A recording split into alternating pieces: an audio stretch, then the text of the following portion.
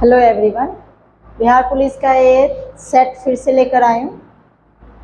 तो इससे पहले 2 सेट करवाए थे, तीन सेट हुआ है, ये चौथा सेट होगा आपका बिहार पुलिस का। ठीक है, तो इस कुछ सेट को देखते हैं, क्वेश्चन को कि कैसे करेंगे। बिहार पुलिस में जो 10 मार्क्स के पूछे जाएंगे उनका सवाल है।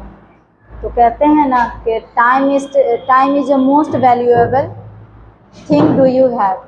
जो समय जो है वो सबसे बड़ा संपत्ति होती है इंसानों की।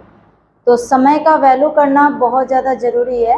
अगर समय का वैल्यू नहीं करते हैं तो मीन्स मानिए अपने आप को वैल्यू नहीं कर रहे हैं। तो फर्स्ट ऑफ ऑल हमें किसको वैल्यू करना है? समय का वैल्यू करना है, ताकि लाइफ में आप जो एम लेकर जो बैठे हैं, जो पढ़ रहे हैं कि आपका एम क्या है, वो सारा कुछ डिपेंड करता है किस पे? वैल्यू के ऊपर। तो वैल्यू ही उसका नहीं कीजिएगा तो आप अपने लक्ष्य को पाना बहुत ज़्यादा मुश्किल है। तो फोकस करें। क्वेश्चन पे अब चलते हैं। Select the most appropriate synonyms of the word. इसका मतलब होता है, साइनोनिम्स का मतलब पर्यायवाची शब्द। कौन सा शब्द? पर्यायवाची शब्द। हमें पर्यायवाची शब्द हमें पता करना है कि इसका है क्या। क्वेश्चन है बुल्की। क्या है? बुल्की। इसका मतलब होता है, बुल्की का मतलब होता है क्या? लाइट, बहुत बड़ा। क्या होता है? जैसे कि क्या होता है? बहुत बड़ा। बुल्की मतलब क्या होता है? कोई भी चीज़ हो जो कि बहुत बड़ा हो। उसका पर्यायवाची क्या होगा वो ढूंढते। एरी। एरी का मतलब होता है हल्का। एरी का मतलब क्या होता है? बहुत ज़्यादा लाइट में भी, मीन्स इसका ये पहला नंबर नहीं होगा। सॉफ्ट। सॉफ्ट का मतलब क्या होता है? मुलायम। मुलायम से रिलेट कर रहा है? बिल्कुल भी नहीं हो रहा है। मेसिप्स। मेसिप्स का मतलब होता है वही जो बुल्की का मतलब होता है बड़ा। बहुत क्या होता है? बहुत बड़ा। स्कैंटी। स्कैंटी का मतलब होता है कमी। स्कैंटी का मतलब क्या होता है? कमी। तो कमी भी इसका शब्द नहीं होगा। मीन्स आंसर कौन सा वाला सही होगा? बुल्की का मेसिप। ये साइनोनिम्स मतलब पर्यायवाची होता है। क्या शब्द होते हैं? पर्यायवाची हमें पूछा है बुल्की का, जिसका आंसर क्या होगा? मेसिप होगा। आप कभी कभी क्वेश्चन में आपको कंफ्यूज हो तो एलिमिनेट करके ही क्वेश्चन को सॉल्व कीजिए, ताकि जितना बेसिक हो के एलिमिनेट हो। और सबसे पहले आप थोड़ा मीनिंग पे फोकस कीजिए कि इस शब्द का मीनिंग क्या। अगर शब्द का मीनिंग जान लेंगे तो आसानी से आप एंटीनिम्स हो या साइनोनिम्स हो, दोनों को आसानी से आप फाइंड आउट कर सकते हैं। तो मीनिंग को भी समझे, साथ साथ में मीनिंग को भी लेते चले। बुल्की मतलब होता है बड़ा। मेसिप का भी मतलब होता है बड़ा। एरी का मतलब होता है बहुत लाइट वेट होता है। सॉफ्टी का मतलब मुलायम होता है। स्कैंटी मतलब बहुत ज़्यादा कमी होती है, उसको कहा जाता है। तो बुल्की का क्या होगा? मेसिप होगा। सेकेंड नंबर क्वेश्चन को देखते हैं। Second question, hardly had he disappeared that her mother climbed down the step and looking for him। इसका आंसर क्या होगा? ये क्वेश्चन जो होता है हार्डली और नो सूनर, ये जो एग्जामिनर का ये फेवरेट क्वेश्चन रहता है कि जब भी हार्डली आपको दिखाई दे उसके साथ हमें क्या यूज़ करते हैं? व्हेन का इस्तेमाल होना चाहिए। आज जब नो सूनर हो तो उसके साथ क्या होना चाहिए? देन का इस्तेमाल होना चाहिए। ये क्या होता है? ये फेवरेट क्वेश्चन होता है एग्जामिनर का कि ये दोनों अगर आए, कंफर्म है कि हार्डली का समय हमें क्या होना चाहिए? व्हेन का इस्तेमाल होना चाहिए। तो ऑप्शन में देखिए व्हेन का इस्तेमाल। Hardly did he disappear that her no mother, नहीं है, मीन से नहीं होगा। Hardly had he disappear that her mother, नहीं है। नो इम्प्रूवमेंट, इम्प्रूवमेंट की तो ज़रूरत ही पूछ रहा है क्योंकि हार्डली पूछा है और यहाँ पे डैट पूछ लिया, जो कि यहाँ पे क्या होना चाहिए? वैन होना चाहिए। क्या होना चाहिए? वैन होना चाहिए। आंसर डी नंबर आपको दिखाई दे रहा है कि हार्डली के साथ किसका इस्तेमाल किया गया है? वैन का इस्तेमाल किया। तो ये जो नोट है, हार्डली के साथ में हमेशा क्या होना चाहिए? वैन होना चाहिए। नो सूनर के साथ में क्या होना चाहिए? देन होना चाहिए। कि कभी भी सेंटेंस में आपको हार्डली दिखाई दे तो समझ लीजिए कि यहाँ पे वैन का इस्तेमाल होना बहुत ज़्यादा ज़रूरी है। और क्वेश्चन में अगर नो सूनर भी दिखाई दे तो उसके साथ देन का इस्तेमाल होना मैक्सिमम टाइम ज़रूरी है, जो कि आपका ऑप्शन नंबर डी क्या है? करेक्ट है। थर्ड क्वेश्चन को देखें। नेक्स्ट थर्ड नंबर क्वेश्चन है, my friend is not for this the complicated assignment. मेरी जो फ्रेंड है इस असाइनमेंट के लिए, कॉम्प्लिकेटेड मीन्स इस असाइनमेंट के लिए सक्षम नहीं है। तो इसका आंसर क्या होगा? वर्दली ये नहीं होगा। Comfortable, my friend is not comfortable for a complicated assignment, ये भी नहीं। सुटेबल क्या होगा, आप इन दोनों में जरूर कंफ्यूज हो जाइएगा। ये दोनों शब्द में comfortable, my friend is not comfortable for the complicated assignment, ये आप कहिएगा कि सही होगा, लेकिन ये क्या होगा, परफेक्ट सही नहीं होगा। सुटेबल आंसर क्या होगा, सही होगा कि मेरी जो फ्रेंड है जो कॉम्प्लिकेटेड असाइनमेंट के लिए सुटेबल नहीं है, वो ज़्यादा बहुत सारे हार्ड वर्क को लेने के लिए क्या है, कॉम्प्लिकेटेड सुटेबल नहीं है, ये कर सकते। एंटाइटल का मतलब होता है समर्थ, एंटाइटल का मतलब क्या होता है, समर्थ, तो समर्थ इसका शब्द क्या होगा, नहीं होगा, जो कि ये रॉन्ग होगा। ए और बी दोनों रॉन्ग और डी भी रॉन्ग, इसका आंसर क्या होगा, सुटेबल। परफेक्ट आंसर को पहचाना है, आप कंफर्टेबल और सुटेबल दोनों में आप कंफ्यूज हो जाइएगा। दोनों सेंटेंस के अनुसार मिलाया जाए तो दोनों आसानी से बैठ रहा है, लेकिन मोस्ट एप्रोप्रिएट वो वर्ड बैठाना है जो किया क्या हो, सेंटेंस के लिए सही मायने में सुटेबल बैठा हो। तो इसके लिए हमें कौन सा बैठा, suitable. My friend is not suitable for, मेरी जो फ्रेंड है इस कॉम्प्लिकेट असाइनमेंट के लिए सुटेबल नहीं है, ये ज़्यादा बेहतर आंसर दिख रहा है, इसीलिए सी नंबर ऑप्शन क्या होगा, सही होगा। चालू कर दिए। बट फोर्थ नंबर क्वेश्चन देखते हैं। But if you dash to spare before you do catch the bus we soon sure to pop, मतलब जितना से जल्दी क्या करे, बस को पकड़े, एक कोशिश कर रहा है क्वेश्चन समझाने का। तो इसका आंसर, बेस्ट आंसर कौन सा बैठेगा, हैव अ मीट। यहाँ में मीटिंग का कोई भी जिक्र नहीं किया गया, तो पहला नंबर क्वेश्चन होगा। हैव अ मूवमेंट पे चलते हैं। नैप का मतलब होता है साफ, नैप का मतलब क्या होता है, साफ करना, क्या नहीं, नैप का मतलब होता है आराम करना, आराम, ये भी नहीं होगा। Answer have a right, right का भी जिक्र नहीं किया, क्या है, मूवमेंट, क्या होगा, if you have a movement to spare before you to catch the bus we sure to pop it, ये आंसर क्या होगा, बी नंबर सही बैठेगा, फोर्थ नंबर का आंसर, ठीक है, ये सही आंसर बैठेगा। डुगू। Next fifth general question,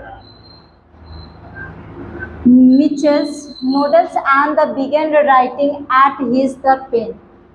question है, ये जो है लाइन आपको जो नोट जो दिखाई दे रही है, जो सेंटेंस जो है, ये वर्ब का सेकेंड फॉर्म दिखाई दे रहा है, वर्ब का क्या दिखाई दे रहा है, सेकेंड फॉर्म दिखाई दे रहा है। तो बीइंग, बिगेन और बिगेन, ये V1 है, ये V2 है और ये V3 है। जब आपको V2 का रूप देख रहा है तो ऑप्शन में भी हमें किस रूप में, वर्ब का सेकेंड रूप देखना है। तो अगर बिगिन आपको दिखाई दे रहा है तो सेंटेंस में जो भी आपको दिखाई दे रहा है बिगिन, उस पर टिक कर देना, आसानी से सही, जो कि सी नंबर ऑप्शन दिखाई दे रहा है। तो क्वेश्चन में कभी कभी आप लोगों को टेंस के जरिए वर्ब को पहचान करना बहुत ज़रूरी है। जब वर्ब का पहचान कर लीजिएगा तो आराम से आप ऑप्शन को में से आप छाट सकते हैं कि कौन सा सही है कौन सा गलत है। तो ये आपको पता होना चाहिए कि कौन से फॉर्म है, ये क्या है, बिगिन जो है V2 का सेकेंड फॉर्म है। तो जब ये सेकेंड फॉर्म है, इतना पढ़ने की ज़रूरत नहीं है। अगर आप इस शब्द को आप पहचान ले रहे हैं और ये कह रहे हैं कि सेकेंड फॉर्म है, तो इसका भी क्या होना चाहिए, सेकेंड रूप होना चाहिए, जो कि आपका सी नंबर क्या होगा, सही होगा ऑप्शन का। नेक्स्ट सिक्स्थ नंबर क्वेश्चन को देखते हैं। Just try and recall the poor people. Just try करिए और किसको रिकॉल कीजिए, पुअर पीपल, किसको, poor people. You saw on, poor people को आप लोग ज़्यादातर कहाँ देखिएगा, street on the local train, local train के किनारे स्ट्रीट जो होते हैं, जो लोकल ट्रेन चलती है, वहाँ पे आपको दिखाई देगा आपको पुअर पीपल। कौन people, poor. And is in slums on your way of life, उनको देखिएगा किस तरह से स्लम एरिया में रहते हैं, बहुत अच्छे तरीके से नहीं रहते हैं, गंदे तरीके से रहते हैं, गंदगी में रहते हैं पुअर पीपल ज़्यादातर। आपको ट्रेन, कभी भी आपने ट्रेन की सफ़र किया होगा तो आपको ज़रूर अक्सर ये चीज़ देखने को हमेशा मिला होगा, जो इस सेंटेंस कहना चाह रहा है, जो आप लोग रियल में देखे होंगे ही होंगे। Have been seen on the, जो एक कोई जो अंडरलाइन किया गया है, इसी को फाउंड आउट करना है। Saw on the, saw on the का मतलब क्या होगा? अगर सेंटेंस आप लोग देखिए कि सेंटेंस क्या इसमें एरर है या नहीं। बच्चे इस बात पे कंफ्यूज रहते हैं कि कोई क्वेश्चन दे दिया तो मैक्सिमम 99% हमारे दिमाग में एक चीज़ फिक्स रहती है कि कंफर्म में कि इसमें एरर पूछेगा ही पूछेगा, ये हमारे माइंड में बिठा रहता है। लेकिन कहीं ना कहीं 1% तो बचा हुआ है जहाँ पे एरर नहीं दिखाई देगा। उस केस में क्या कीजिएगा?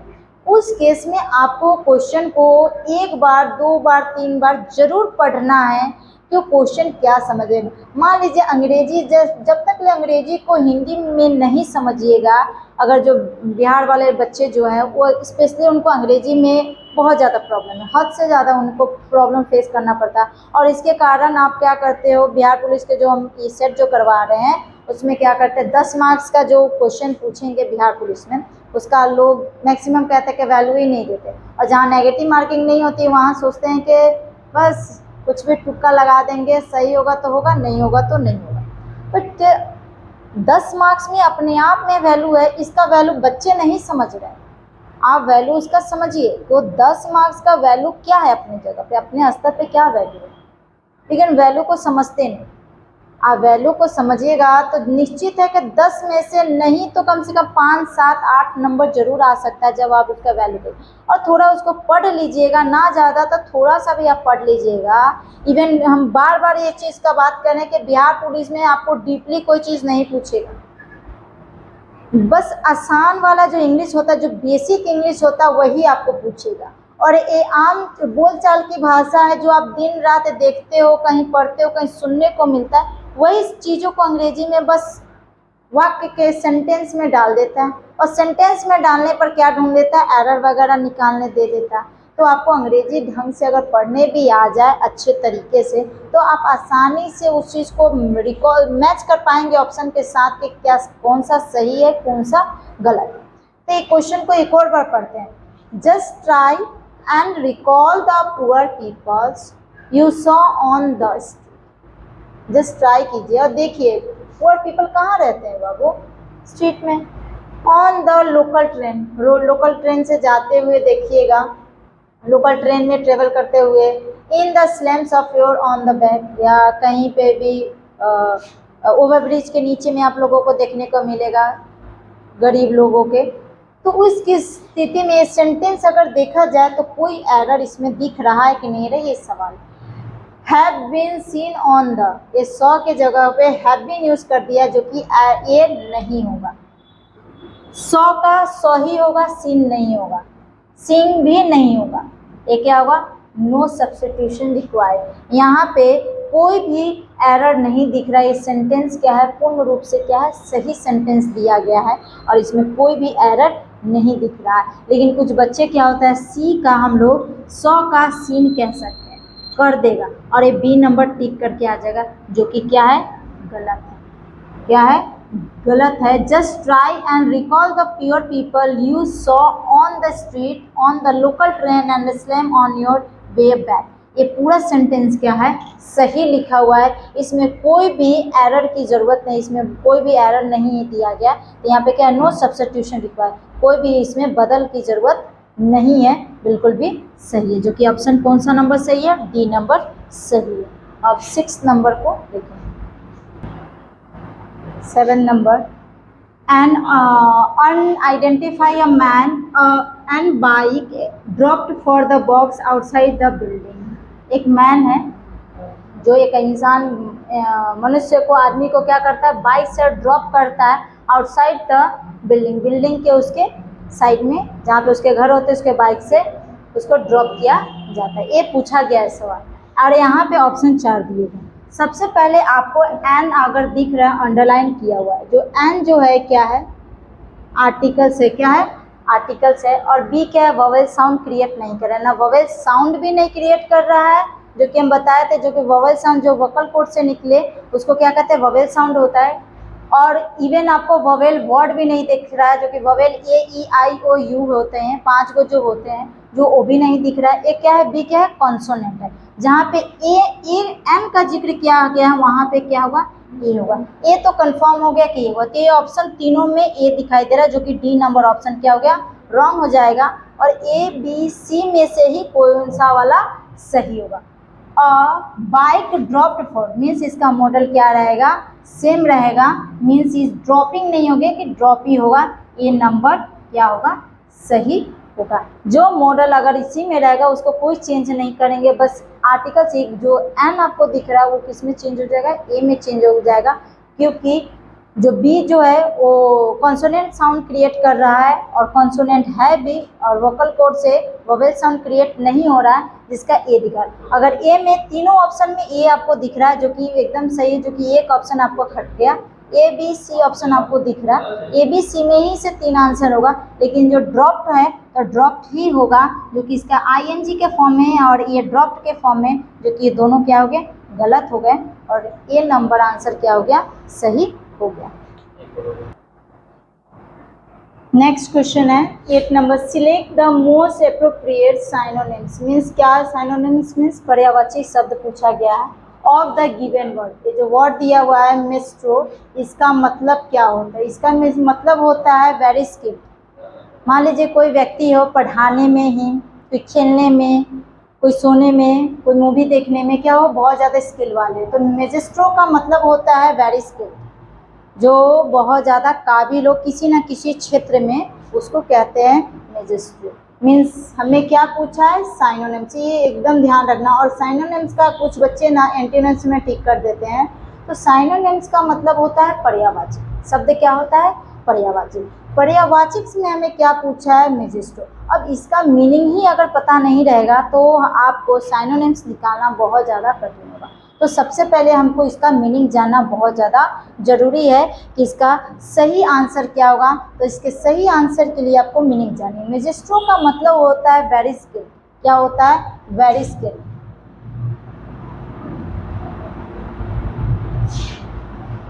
ऐसे व्यक्ति किसी न किसी क्षेत्र में बहुत ज़्यादा स्किल वाले रहे, उसको कहते हैं मेजिस्ट्रो। अब इस ऑप्शन में देखते हैं जीनियस। जीनियस का मतलब होता है बहुत तेज तरार किसी न किसी क्षेत्र में, जीनियस भी एक तरह का क्या है, स्किल है।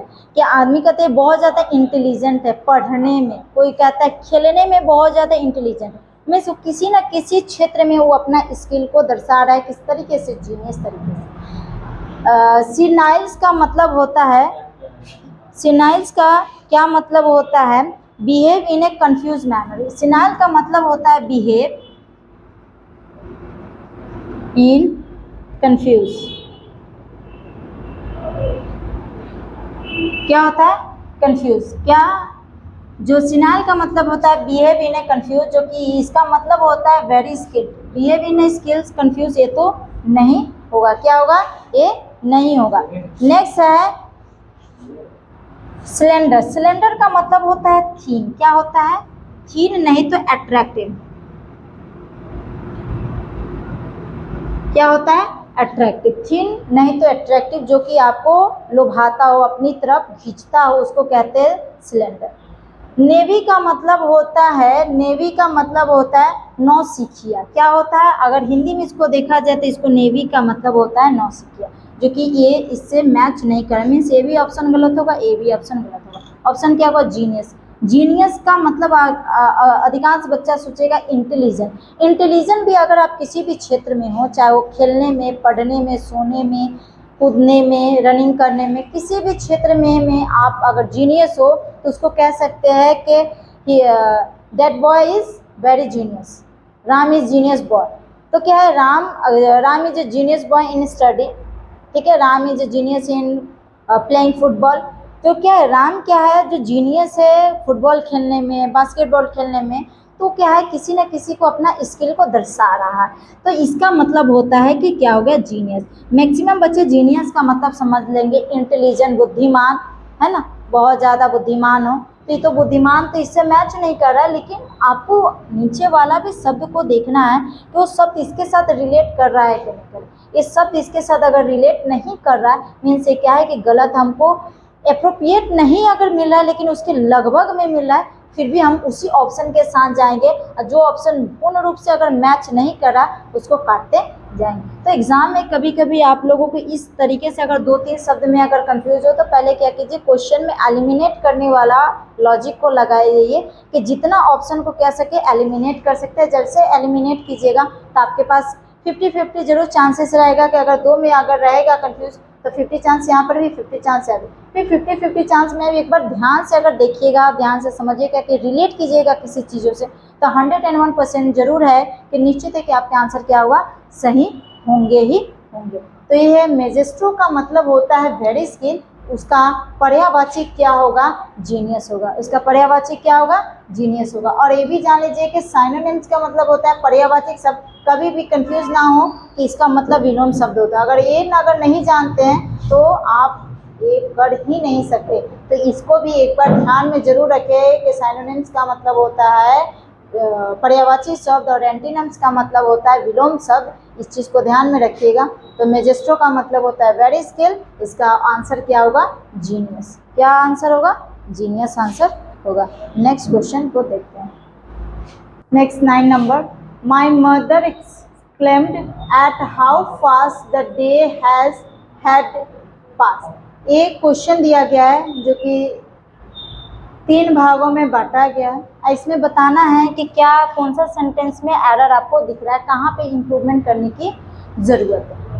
तो कभी भी आप लोग ने एक चीज़ देखा होगा जहाँ पे हैज़, हैव और हैड रहता है, हैज़, हैव और हैड, ये अगर 3 चीज़ रहे तो इसका वर्ब का थर्ड फॉर्म लगता है। वर्ब का कौन सा लगता है, थर्ड फॉर्म।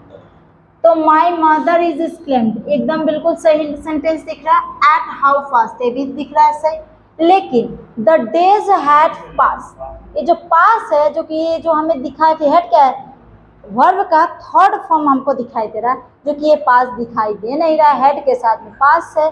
तो ये कौन सा आंसर एरर होगा, डी नंबर हमारा क्या होगा, एरर होगा। अब कैसे हुआ, क्योंकि ये आपको मालूम होना चाहिए, हैव, हैड और हैड, ये जो हैज, हैव और हैड, ये जो 3 जो है ये वर्ब का थर्ड रूप होता है। कौन सा रूप होता है, थर्ड रूप होता है, जो कि डी नंबर क्या होगा, ये गलत है, जो कि ऑप्शन के अनुसार डी नंबर क्या होगा, सही होगा। ठीक, नेक्स्ट क्वेश्चन जो है 10 नंबर क्वेश्चन को देखते हैं क्या कहता है 10 नंबर प्रश्न।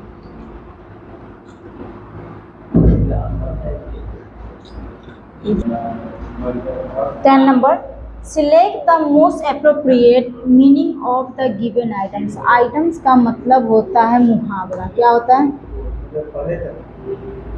क्या होता है, आइटम्स का मतलब क्या होता है, मुहावरा। Select the most appropriate meaning of the given items, items का मतलब क्या होता है, मुहावरा। ये जानना बहुत ज़्यादा जरूरी है। तो मुहावरा में क्या सेंटेंस आपका पूछा गया, to raise of dust. To raise of dust का मतलब बहुत जानना जरूरी है। टू राइज ऑफ डस्ट का मतलब होता है कंफ्यूज क्रिएट करना। क्या करना, कंफ्यूजन,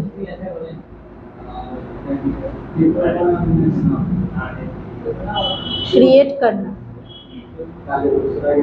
क्या होता है, कंफ्यूजन क्रिएट करना। To raise of dust, to raise of dust होता है ना कि 2 लेडी, अगर आपका समाज में 2 लेडी के बीच में है तो होता है ना कि वो कहीं पे आपकी बातें सुनी और आपके पास आके कान में बोली कि ऐसे ऐसे आपके बारे में कोई कह रहा है। मीन्स क्या करे, आपने कंफ्यूजन क्रिएट किया, डबल स्टैंडर्ड किया दूसरे के साथों में, तो उस क्षेत्र में क्या हुआ, कंफ्यूजन क्रिएट करना। टू राइज और डस्ट, लोग ज़्यादातर समझेंगे डस्ट का मतलब होता है गंदगी, गंदगी को उठाना, वो नहीं होता, ये मुहावरा है। मुहावरा को समझना है कि क्या कहें। टू राइज और डस्ट का मतलब होता है कंफ्यूज करना। किसी भी 2 व्यक्ति के बीच में आप मिसअंडरस्टैंडिंग क्रिएट कर रहे हैं, मीन्स क्या कर रहे हैं, राइज अप डस्ट कर रहे हैं, मीन्स कंफ्यूजन क्रिएट करवा रहे हैं। इसका मीनिंग यही समझा रहा है। टू राइज अप डस्ट का मतलब ये है कि कोई भी आपके 2 फ्रेंड बहुत गहरे दोस्त हैं और आप दोनों के बीच में क्या कर दिया कि टू राइज अप और डस्ट कह दिया, मीन्स क्या कर दिया, कंफ्यूजन क्रिएट कर दिया। किसी थर्ड व्यक्ति ने अगर आके आपके बारे में कुछ भड़काए वाला चीज़ बोल दिया था, क्या भड़क गया, तो इसका क्या होता है, कंफ्यूजन क्रिएट करना, इसको कहा जाता है। तो इस ऑप्शन में देखते हैं कि क्या सही होगा क्या गलत होगा। टू मीट वंस डिफीट, यहाँ मीट का तो जिक्र नहीं है, यहाँ तो हम जब मीनिंग ही समझा दिए कि कंफ्यूजन क्रिएट करना means to meet one's defeat, जो कि ये क्या है, रॉन्ग हो जाएगा, ये क्या हो जाएगा, गलत हो जाएगा। नेक्स्ट है to be satisfied with what you have achieve, आपको सेटिस्फाई करेगा क्या आप अचीव करते हैं, लेकिन क्वेश्चन में है कि कंफ्यूज करना, क्या है, कंफ्यूज करना। यहाँ पे सेटिस्फाई की बातें नहीं करना, आप क्या चीज़ से सेटिस्फाई हो रहा है क्या नहीं हो रहा है उससे कोई मतलब नहीं है, हमें कंफ्यूज क्रिएट करना है। और जब सेटिस्फाई के साथ अचीवमेंट नहीं होना चाहिए, सेटिस्फाई के साथ क्या नहीं होना चाहिए, अचीवमेंट नहीं होना चाहिए, मीन्स क्या है, बी नंबर भी रॉन्ग है। To be secretly inward और इनवर्डेड एज्यूम, ये भी क्या है, ऑप्शन क्या है, गलत ऑप्शन है, ये भी क्या है, गलत। आपको साफ साफ दिखाई दे रहा है 3 नंबर, टू कॉज डिस्क्रिप्शंस और देयर कंफ्यूज, दो व्यक्तियों के बीच में कंफ्यूजन क्रिएट करना। टू राइज अप और डस्ट का मतलब होता है, टू राइज अप डस्ट का मतलब होता है टू कॉज एंड डिस्क्रिप्शन और देयर कंफ्यूजन, कंफ्यूजन क्रिएट करना, जो कि आइटम्स का मतलब क्या होता है, मुहावरा, क्या होता है, मतलब मुहावरा। अब मुहावरा में क्या बताया गया है, टू राइज ए डस्ट, याद कर लीजिए, टू राइज अप डस्ट का मतलब होता है कंफ्यूज क्रिएट करना, किसी भी 2 या 4 व्यक्तियों के बीच में कोई थर्ड व्यक्ति आगे और आपके बारे में बहुत नेगेटिव बातें कर रहे हैं, तो आप क्या हो जाते हैं, कंफ्यूज हो जाते हैं, कंफ्यूजन क्रिएट हो जाता है कि वो व्यक्ति मेरा सच्चा प्रिय दोस्त था, कैसे ऐसे मेरे बारे में बोल सकता है, मीन्स क्या, कंफ्यूज हो गए कि ऐसे दोस्त मेरे कैसे पलट गए। तो इसका क्या ऑप्शन होगा, to cause the description of the confusion. ठीक, इतना समझ में आप सभी को आ गया होगा। ठीक, she had no sooner take a few steps forward that she suddenly called, ये क्वेश्चन पूछा गया और ये अंडरलाइन किया गया है कि she has no sooner taken a few steps forward that she, तो यहाँ पे आप सभी को पहले बताया थे कि हार्डली, हार्डली के साथ क्या लगता है, व्हेन, और नो सूनर के साथ क्या लगता है, देन, क्या लगता है, देन। तो हमें देन का खोज करना है, तो आपको यहाँ पर भी देन दिखाई दे रहा है, यहाँ पर भी दिखाई दे रहा है, यहाँ पे मीन्स नो इम्प्रूवमेंट हट गया। अब एप्रोप्रिएट वर्ड हमको देखना है कि दोनों में से क्या सही हो। नो सूनर हैड बीन, देखो यहाँ पे हेड मॉडल का मॉडल चेंज, यहाँ पे डिड हो गया मीन्स ये गलत हो गया, यहाँ पर भी डिड हो रहा है मीन्स क्या हो गया, गलत हो गया। आंसर कौन सा वाला सही होगा, ए नंबर ही सही होगा। No sooner had she taken a few step forward then, ये क्या है, सही उत्तर है इस सेंटेंस का कि मॉडल भी सेम रह गया और नो सूनर के साथ में हमारा क्या आना चाहिए, देन आना चाहिए, ए भी आ गया, जो कि ये क्या है, सही आंसर है। तो आप सभी को कुछ क्वेश्चन जो करवाए हैं उम्मीद करते हैं समझ में आया होगा। और आज के लिए इतना ही, जो फिर से आपको बिहार सेट को डेली आपको देखने को मिलेगा, एक सेट आपको, इसके लिए आप सभी को देखने को मिलेगा। Thank you.